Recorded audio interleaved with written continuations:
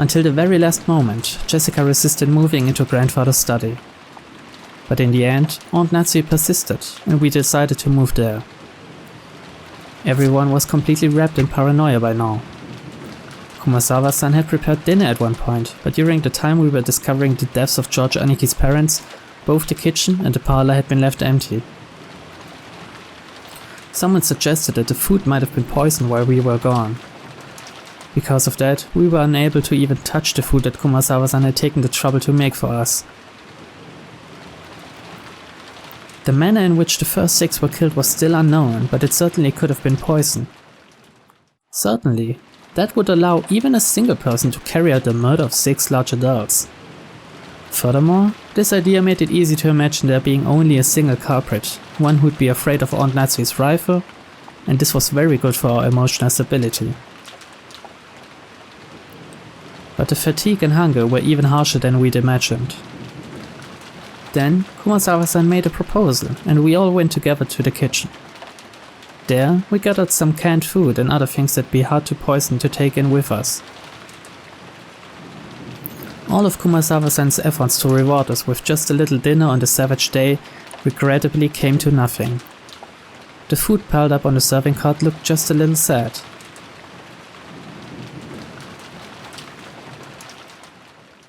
We all started climbing the stairs.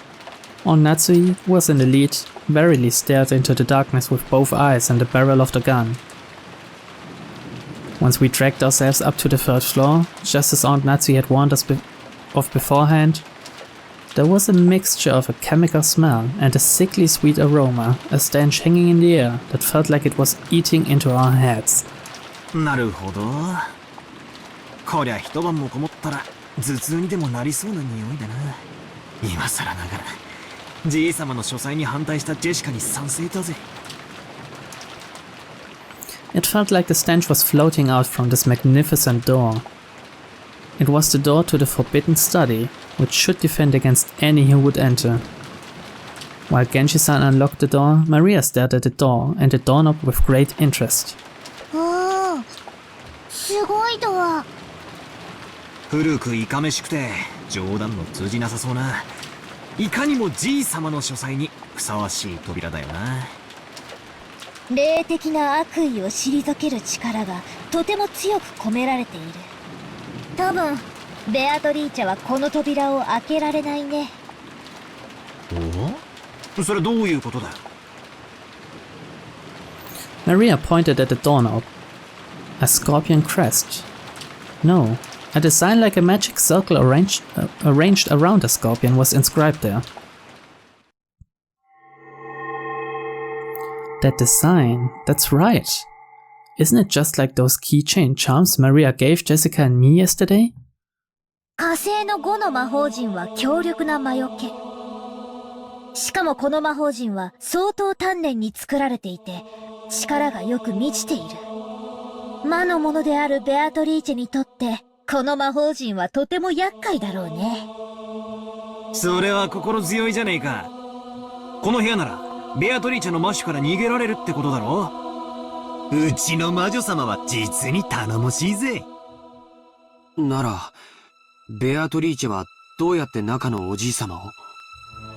バトラが推理した通りだよ。ベアトリーチェは中に入れない。でも彼女には魔法があるし、使い魔だっている。それらを使って、おじい様が自分から書斎を出てくるように仕向けることはできるかも。ああ、漫画で読んだな。吸血鬼は十字架が怖くて近づけねえけど、使い魔たちはへっちゃらなんで、使い魔に襲わせるみたいなシーンを読んだことがあるぜ。バトラたちに昨日あげたサソリのキーホルダーのようなお守りも、この火星の5の魔法陣だよ。込められている力は微々たるものだけど、この島を出るまでの間を守ってくれるだけなら十分だった。なくしちゃったそうだけどね。サソリのキーホルダーのお守り？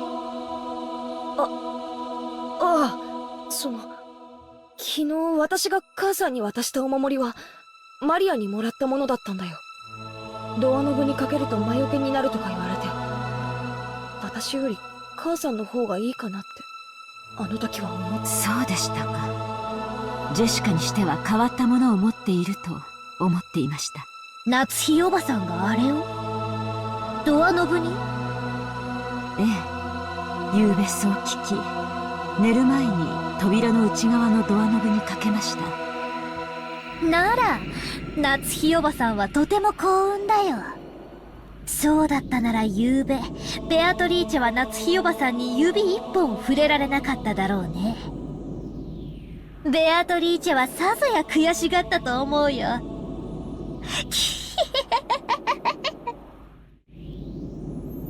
Beatrice? Annoyed? Couldn't lay one finger? Natsuki thought back on that eerie scribble she'd seen that morning, as though someone had been tearing at the outside of her door with blood-soaked hands, and gasped in surprise. Could it be that this witch who called herself Beatrice tried to enter through the door to Natsuki's own room? But the magic-repelling charm had been hanging from the inside, so she couldn't break through the door. So she was annoyed. So she scratched at it? よせよ、そういう話。魔女なんかいないぜ。いるのは犯人。それも私たちと同じ人間だ。それを確かめる必要があるってなら、八つ先にして血が赤いかも確認してやろうじゃねえか。くそ。よくもカノン君を。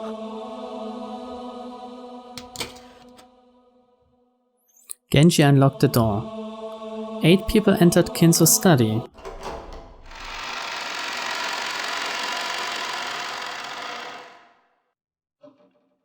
Grandfather's study.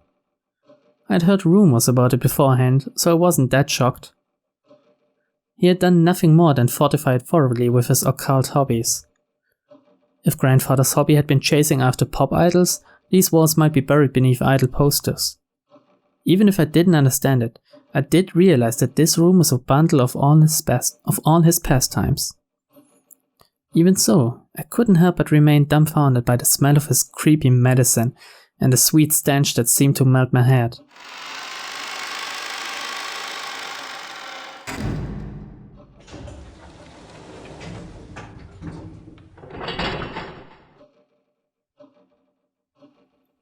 When the door was closed, it automatically made a clunk.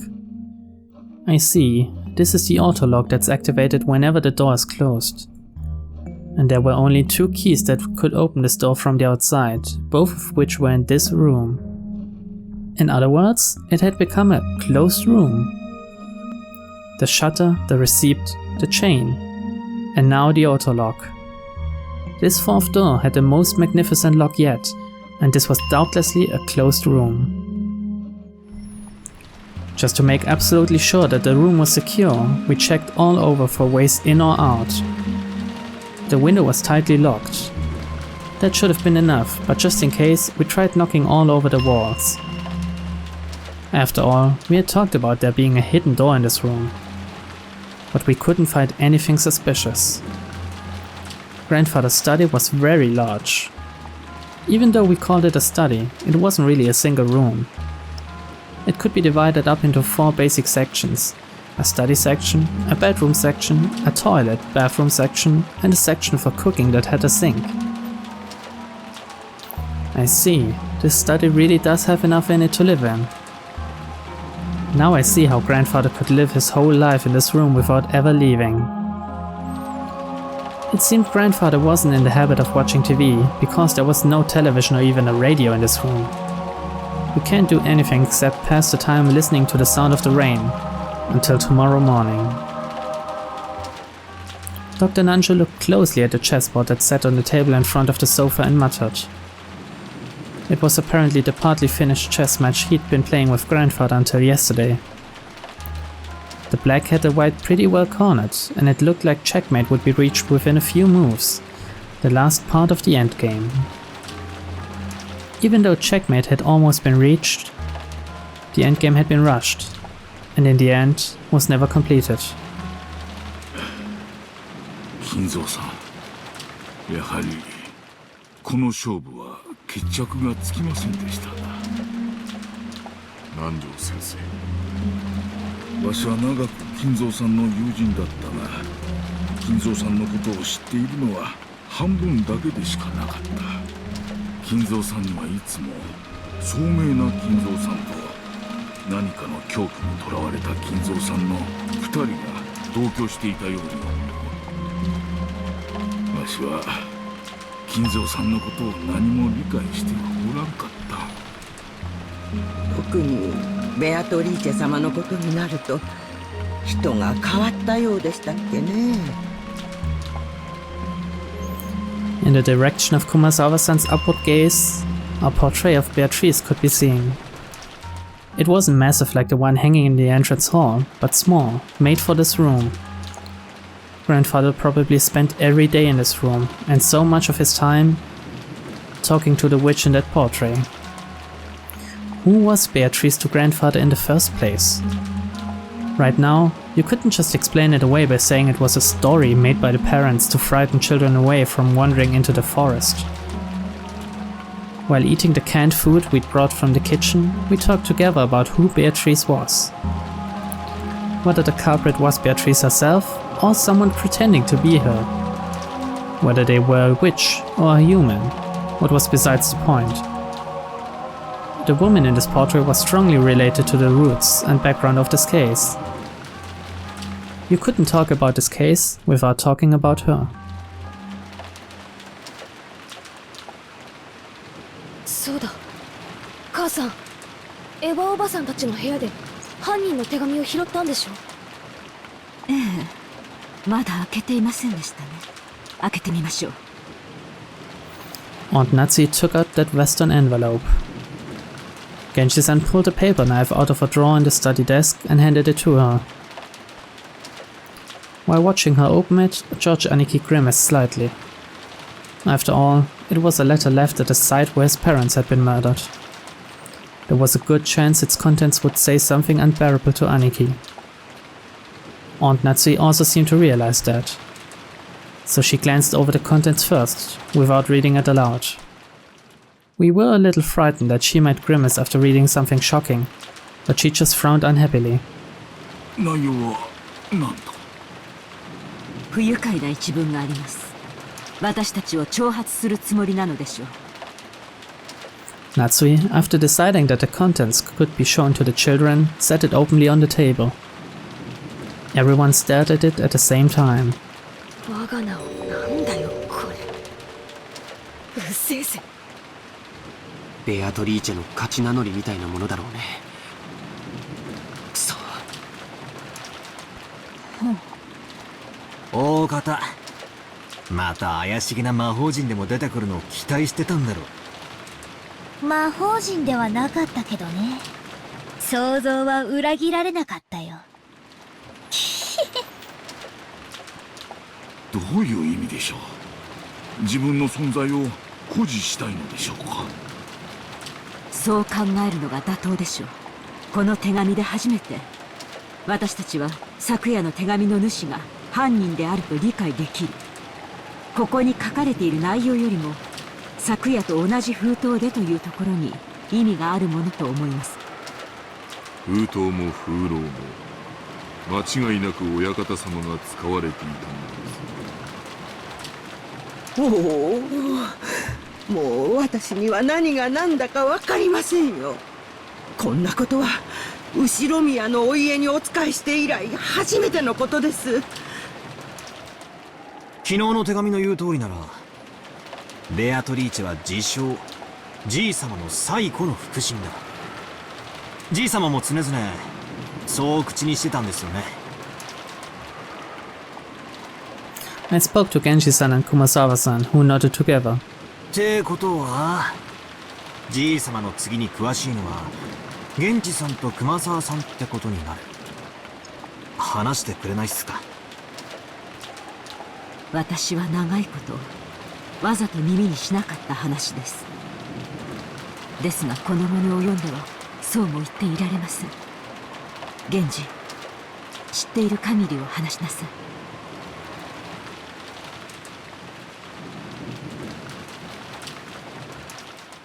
Genji-san didn't answer.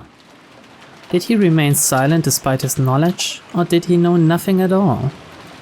Still, I had a good guess. The ghost story of the witch Beatrice had long been deified among the servants. He had probably been very close to grandfather and his occult hobbies, so there was a good chance that he'd been indoctrinated with even weirder things and had increasingly come to deify the witch. As grandfather's most trusted servant, who had sworn loyalty to him, he might be the most influenced by the illusion of the witch that grandfather had created. So there was only one reason for Genji-san to remain silent. He could speak, but it would definitely cause a backlash, so it was better if he kept his mouth shut, and it wasn't like we'd believe him anyway. Something along those lines. A short while ago, Maria had been more than willing to speak bluntly and unrestrainedly, and that had earned her a scuffle with Jessica. It was natural for Genji-san to keep his silence.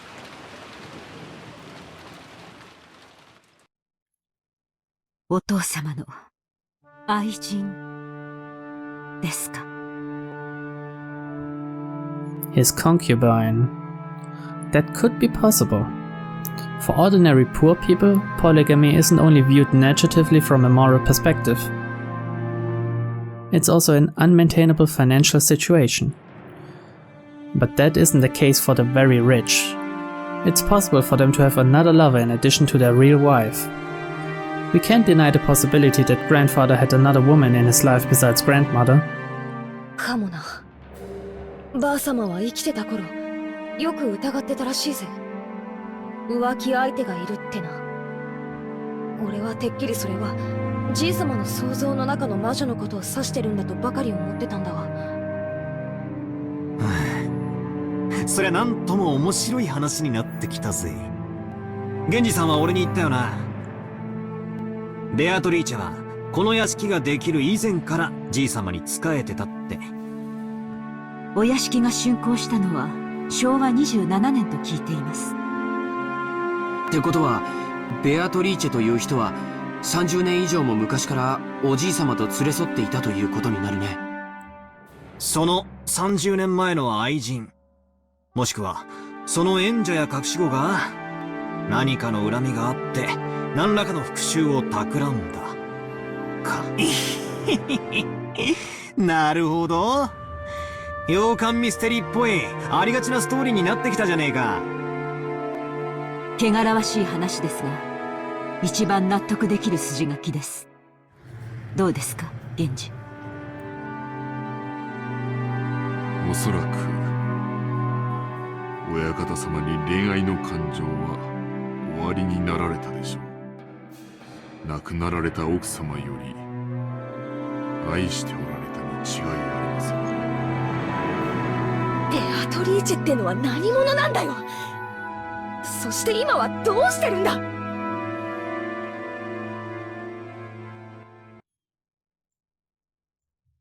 お屋敷ができるより前にお亡くなりになったと聞いています。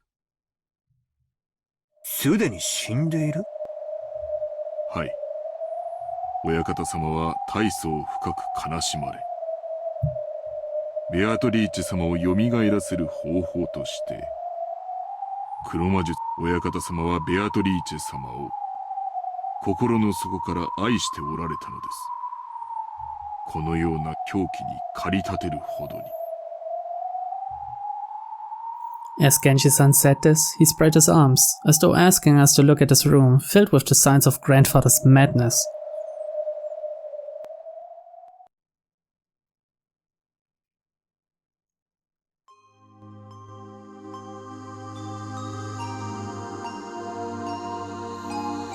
We were all at a loss for words. Normally, black magic seems like it would just be creepy, and it's really hard to imagine why someone might be so enraptured by it. Since Kinzo was just an eccentric who had restored the Ushiromiya family amidst his madness, nobody had tried to understand him. The only thing on grandfather's mind had been the loss of a beloved woman, and his inescapable sorrow. Earlier, this room had seemed creepy. but in an instant it had changed into something we could understand completely.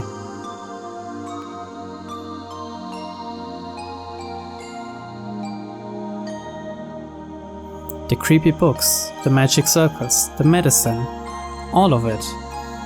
It all existed simply because he wanted to revive the face of a single woman who had left this world over 30 years ago. 一度だけ深く酔われた親方様にベアトリーチェ様のお話を聞かされたことがあります。詳しいことは忘れてしまいましたが、それはもう。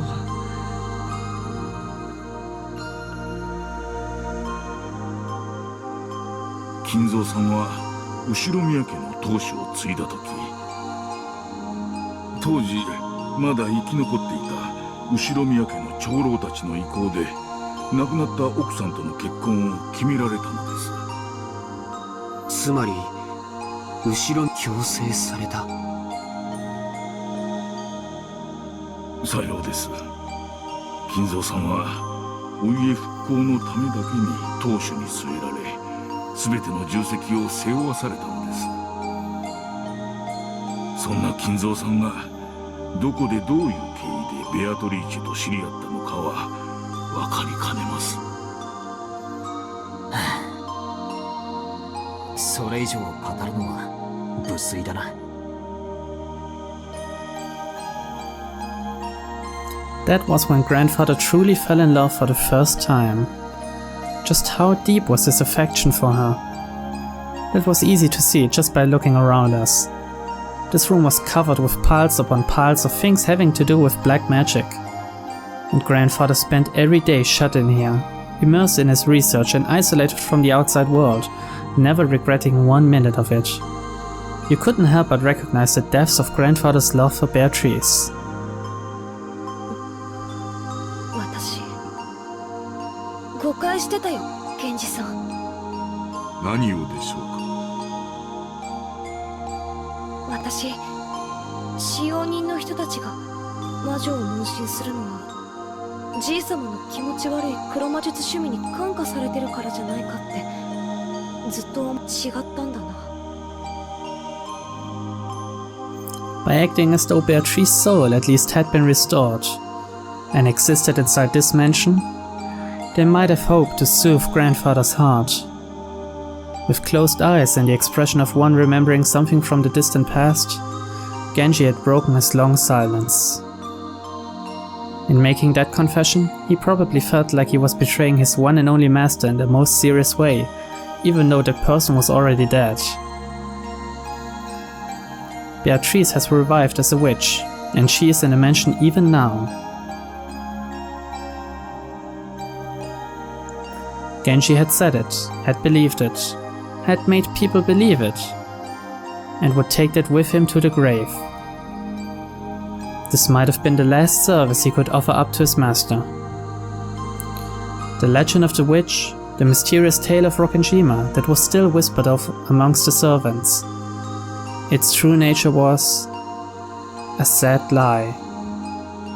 No, it was an act of kindness towards grandfather, who had lost the person he loved above all else.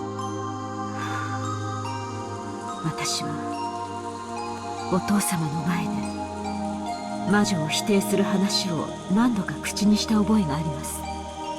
今ならそれがどれだけお父様を傷つけていたかわかります。今の僕にならわかるよ。シャノンを蘇らせる方法が黒魔術だというなら、僕は今すぐにもこの部屋の次の主となって研究を始めるよ。Another strand of tears dripped from George's eyes. Maybe his tears were infectious. Tears rose to Jessica's eyes too, and she sniffled. ベアトリーチェは言っていたよ。もうじき蘇ることができる。会うことができるって。Very soon, the door to the Golden Land will be opened. In the promised land that glitters gold, the souls of all the dead will be resurrected, along with the love that has been lost. then I would sleep in a world of peacefulness for all time. そう言ったのか。マリアに手紙を渡したベアトリーチェは。信じないよね。ここにじいさまがいたならきっと喜んだろうな。もうじきベアトリーチェが蘇ることにさぞや踊り上がって喜んだろうな。なら俺は信じたぜ。じいさまが半生をかけて研究したことで蘇り、愛した女の魂が蘇ったと信じて寿命を全うできるって言うんなら俺も信じたぜ。バトラー。一人の女性をずっと愛し続けた気持ち、周りにも伝わり真実となる。それを気遣いと呼べばそれまでだろうけれど、今の僕はあえてそれを魔法と呼んであげたいね。気遣いじゃないよ。本当に魔法だよ。魔女だよ。やっぱり誰にもベアトリーチェの姿は見えないんだね。Some time passed. As we listened to the sound of the rain, we considered what kind of love and madness must have possessed the owner of this room as he spent half of his life here.